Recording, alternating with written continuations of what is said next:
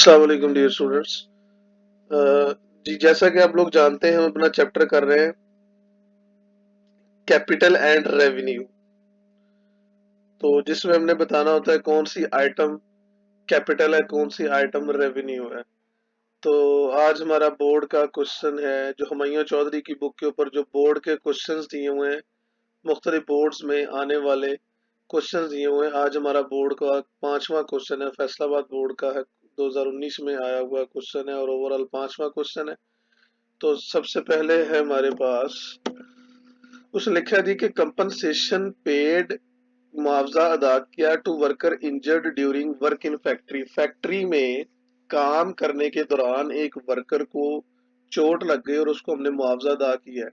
तो routine nature का event है, तो ये हमारा रेवेन्यू एक्सपेंडिचर भी है और रेवेन्यू पेमेंट भी है। पेमेंट इसलिए है कि साथ उसने पेड का वर्ड इस्तेमाल किया है और नरेशन लिखेंगे because it is of non recurring nature and provides benefits for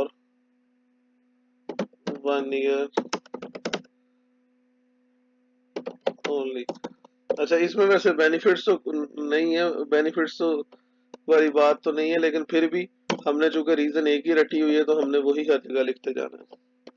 दूसरे नंबर पे हमारे पास है amount spent on uniform of employees. Employees के यूनिफॉर्म पे हमने जो है वो पैसे खर्च किए हैं, तो ये भी हमारा रूटीन नेचर का इवेंट है, तो ये भी हमारा रेवेन्यू एक्सपेंडिचर भी है और रेवेन्यू पेमेंट भी है, दोनों लिख सकते हैं। रीजन भी वही आ गई।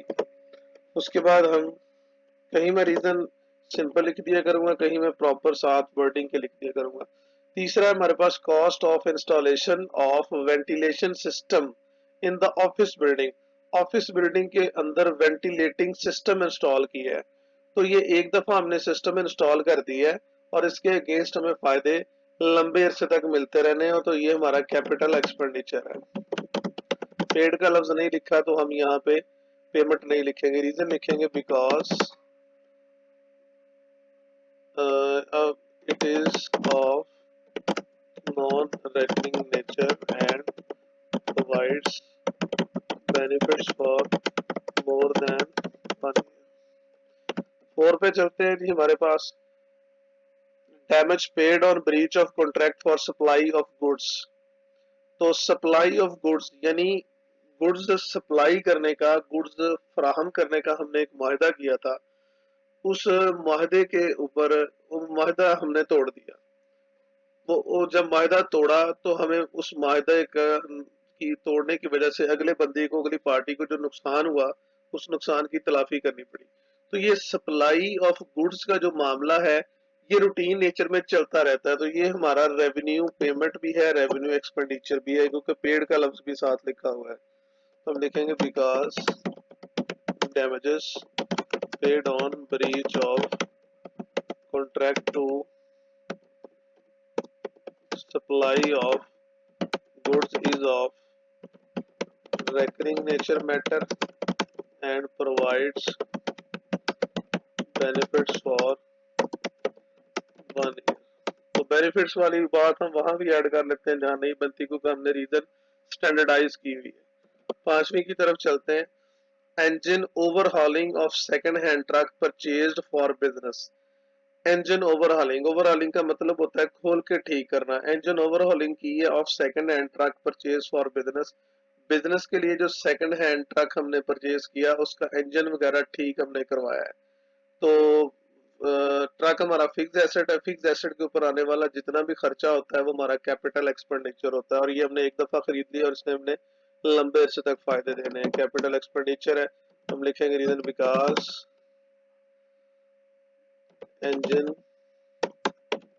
overhauling of second hand truck purchase for business is of non recurring या non routine, अब भी मैं लिख देता हूँ non routine nature and provides benefits for more than 1 year। उसके बाद हम छठे पे चलते हैं। छठे में कहता है जी कि पांचवा मिस कर गए, चलें ये छठा, हम इसको छठा कर देते हैं, पांचवा बाद में लिख लेते हैं।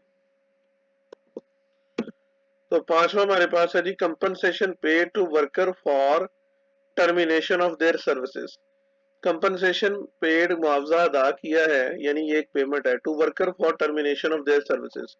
एक मुलाजम को हमने काम से निकाल दिया है और उसको मुआवजा दे दिया है और फारिग कर दिया है। तो जब भी मुलाजम को काम से निकाला जाता है तो एक ही दफा मुआवजा देके उसको फारिग कर दिया जाता है। और दूसरी तरफ बाज़ औक़ात मुलाजम कम करने से कंपनी की प्रॉफिटेबिलिटी जो है वो बढ़ जाती है। तो इस वजह बिना पे ये हमारा कैपिटल एक्सपेंडिचर भी है और कैपिटल पेमेंट भी है, क्योंकि पेड का लफ्ज लिखा है साथ में, because it is of non recurring nature and provides benefits for more than 1 year. उसके बाद 7 पे चलते हैं। 7 हमारे पास ये कहता है, attorney fee paid on income tax appeal. Income tax appeal के ऊपर अटॉर्नी फी वकील की फीस अदा की है। अटॉर्नी वकील को कहते हैं, फी पेड की है तो payment I on an income tax appeal. Income tax आमदनी पर लगने वाला जो टैक्स है उसकी हमने टैक्स की अदालत में अपील की हुई है और उसके ऊपर हमने वकील को फीस दी है। तो ये भी रूटीन नेचर का इवेंट है, अपील चलती रहती हैं, तो ये हमारी रेवेन्यू एक्सपेंडिचर भी है और रेवेन्यू पेमेंट भी है। तो हम रीजन लिखेंगे, because attorney fee paid is of recurring या routine nature and provides benefits for 1 year. उसके बाद चलते हैं हम 8वीं की तरफ। 8वें में कहता है, wages paid for foundation of machinery. Wages paid, wages हमने पे किए हैं तो ये पेमेंट भी है, एक्सपेंडिचर भी है। वेजेस एक्सपेंडिचर है, पेड पेमेंट की है तो एक्सपेंडिचर की ही पेमेंट होती है। For foundation of machinery, foundation of machinery से क्या मुराद है? देखिए, जब भी किसी फैक्ट्री में को प्लांट एंड मशीनरी लगानी होती है तो वैसे फर्श के ऊपर नहीं लगा देते, बल्कि सबसे पहले उसके लिए कोई ढांचा तैयार करते हैं नीचे, उस ढांचे के ऊपर वो प्लांट रखते हैं या मशीनरी रखते हैं। तो वो ढांचा तैयार करवाया है मिस्त्री से या किसी से, उसके ऊपर उजरत अदा की है।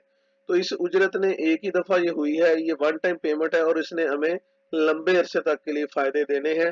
तो ये हमारा कैपिटल एक्सपेंडिचर है। दूसरी बात, मशीनरी हमारा फिक्स्ड एसेट है, मुस्तकिल एसेट है जो हमने इस्तेमाल करने के लिए लिया है।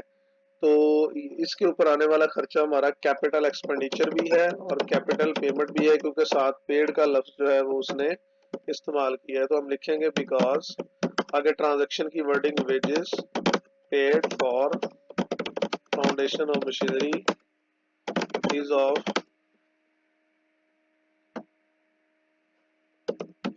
Non recurring nature and provides benefits for more than 1 year। तो आगे चलते हैं हम 9 की तरफ। तो 9 में हमारे पास बच्चे है जी, commission pay to property dealer. Property dealer को कमीशन पे किया तो ये एक पेमेंट है। For land purchase for office building, office building के लिए जो जमीन खरीदी है ना उसके लिए कमीशन पे किया है प्रॉपर्टी डीलर को। तो लैंड हमारा मुस्तकिल असासा है जिसने हमें लंबे अरसे तक फायदे देने हैं, इसके ऊपर होने वाला खर्चा भी हमारा कैपिटल एक्सपेंडिचर है और कैपिटल पेमेंट है। रीजन लिखेंगे, because commission paid to property dealer for land is of non recurring nature and provides benefits for more than 1 year। Spelling की मिस्टेक्स आप देख लीजिएगा। 10वें नंबर पे painting expenses of newly constructed factory. Painting, रंगसाजी के अखराजात है, न्यूली कंस्ट्रक्टेड फैक्ट्री बिल्डिंग, नई फैक्ट्री बिल्डिंग जो बनाई है उसकी रंगसाजी के अखराजात आए हैं। तो ये नई फैक्ट्री बनी है, नई फैक्ट्री बनाई है हमने जिसने हमें लॉन्ग टर्म बेनिफिट्स देने, लंबे अरसे तक फायदे देने हैं, तो उसके ऊपर जो खर्चा हुआ है वो भी मारा, फिर उसने भी हमें लंबे अरसे तक फायदे देने। नो डाउट कुछ अरसे के बाद दोबारा पेंट करवाना पड़ जाएगा, लेकिन अभी चूंकि हमने नई बनाई है, नई बनाने के ऊपर जो खर्चा आ रहा है वो हमारा कैपिटल एक्सपेंडिचर है।